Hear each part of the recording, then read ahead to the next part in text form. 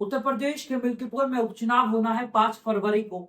8 फरवरी को चुनावी नतीजे आने, लेकिन उससे पहले सियासी समीकरण पलटते और बदलते हुए दिखाई दे रहे। नमस्कार, हिंदुस्तान 9 देख रहे हैं आप और मेरा नाम है तुषार शौरभ। देखिए, जैसा कि मैंने आपको बताया, मिल्कीपुर चुनाव से पहले सभी दलों के सियासी समीकरण और जो भी रणनीति थी अब वो बदलती हुई दिखाई दे रही। उसके पीछे की इनसाइड स्टोरी क्या है, वो पूरी इनसाइड स्टोरी निकालकर आज हम आपके लिए लेकर आए। सबसे पहले आप जान लीजिए कि जो समाजवादी पार्टी की तरफ से उम्मीदवार बनाए गए हैं वो है अयोध्या से सांसद अवधेश प्रसाद के बेटे अजीत प्रसाद। लेकिन यहाँ पर बात बगावत तक आ गई।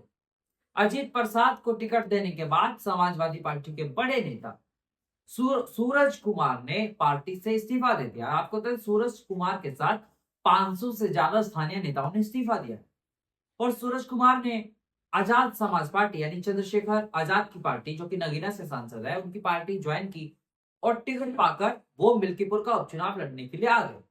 ऐसे में बड़ा सवाल उठ रहा है, क्या सूरज कुमार के चुनाव लड़ने से सीधा सीधा नुकसान समाजवादी पार्टी को? मीडिया से बात करते हुए सूरज कुमार ने समाजवादी पार्टी के ऊपर कटाक्ष। उन्होंने कहा कि राजा का बेटा ही राजा के लिए आगे जाता है, सियासत में यही है, और जो नीचे तबके के लोग होते हैं वो ऊपर उठकर आते हैं, उन्हें टिकट नहीं मिलता। यकीनन ये बयान रातों रात सोशल मीडिया पर खूब वायरल। ऐसे में सवाल उठ रहे हैं, क्या इस बयान का नुकसान समाजवादी पार्टी को होगा? सवाल बने रहेंगे चुनावी नतीजे। वही बगावत सिर्फ समाजवादी पार्टी में नहीं, भारतीय जनता पार्टी बीजेपी में भी बगावती दौर मिल्कीपुर विधान उपचुनाव में दिखाई दे रहा। उसकी वजह है 2017 में विधायक चुने गए बाबा गोरखनाथ। जी हाँ, बिल्कुल। देखिए, आपको बता दें, 2017 में विधायक चुने गए थे मिल्कीपुर सीट से बीजेपी के बाबा गोरखनाथ। 2022 का भी चुनाव बाबा गोरखनाथ ने लड़ा था, हालांकि वो 13,000 के अंतर से अपना चुनाव अवधेश प्रसाद से हार गए। वो पूरी तरीके से जी जान लगाकर प्रचार कर रहे थे। उन्हें लग रहा था कि बाबा गोरखनाथ को ही टिकट मिलने वाला। लेकिन जब टिकट का ऐलान हुआ तो चंद्रभान पासवान को बीजेपी ने चुनावी मैदान में उतार दिया।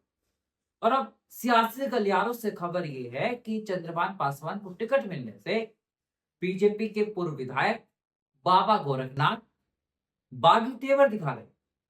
उन्होंने प्रचार से दूरी बना ली, चुनावी प्रचार करने नहीं जा रहे। और ऐसे में एक बड़ा तबका उनका है जो उनका समर्थन करता है।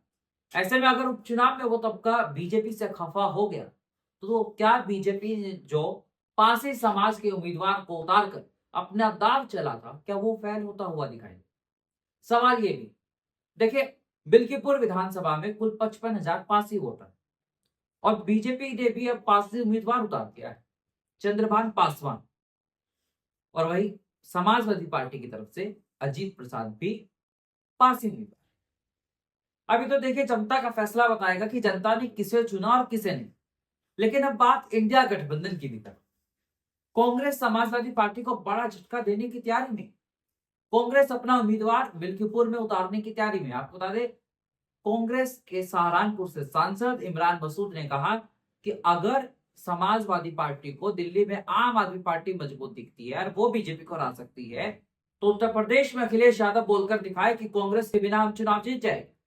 उन्होंने कहा कि 43 सीटें इंडिया गठबंधन है, लोकसभा चुनाव में कांग्रेस के साथ मिलकर ही जीती है, बिना कांग्रेस के समाजवादी पार्टी का कोई जनाधार नहीं। बड़ी बात इमरान मसूद कहते हुए दिखाई दी, जिसके बाद अब सियासी तनातनी दोनों ही दलों में दिखाई देने लगी। आपको बता दें, इस तनातनी की वजह बना है दिल्ली विधानसभा चुनाव 2025। दिल्ली में समाजवादी पार्टी ने आम आदमी पार्टी को समर्थन कर दिया। समर्थन तो किया ही, उल्टा एक बड़ा बयान अखिलेश यादव की तरफ से दे दिया गया, जिसमें कहा गया कि जो पार्टी बीजेपी को हरा सकती है, समाजवादी पार्टी उसी को समर्थन करे। और इसीलिए समाजवादी पार्टी ने आम आदमी पार्टी को समर्थन किया, जिसके बाद से कांग्रेस ने अपने कड़े तेवर दिखाना शुरू कर दिए। लेकिन देखिए, चुनाव है, सभी पॉलिटिकल पार्टी अपने अपने दाव चलेगी और जनता को लुभाने की कोशिश करेगी। लेकिन अंतिम फैसला जनता का है, क्योंकि ये जनता है, सब जानती है और वक्त आने पर हिसाब भी करती है। ऐसे ही देश दुनिया की तमाम बड़ी खबरों के लिए देखते रहिए हिंदुस्तान 9।